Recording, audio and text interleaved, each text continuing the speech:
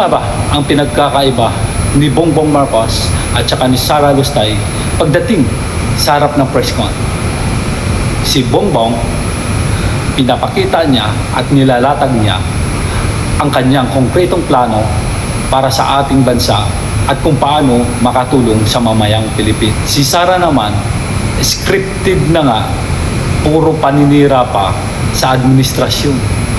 Tumulong ka na lang kaya?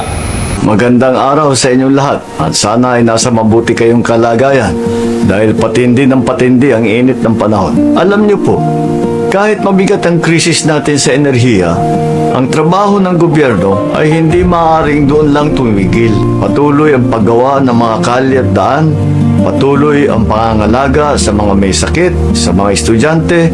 Hindi pwedeng huminto ang pagpuksa sa krimen.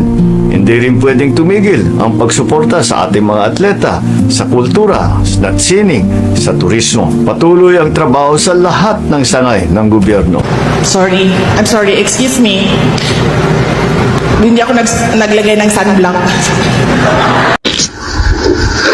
Okay, hindi ako umiyak, hindi ako nag-cocaine. Malamig yung aircon. They can drag me to hell. Pagdating nila dun, ako pa rin yung presidente ng impyerno.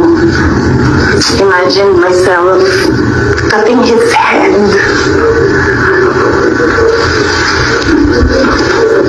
Gusto ko, ganun din ang gusto ko gawin doon sa mga katabi ko. Yan yung batang yan, ang mapuputulan ng daliri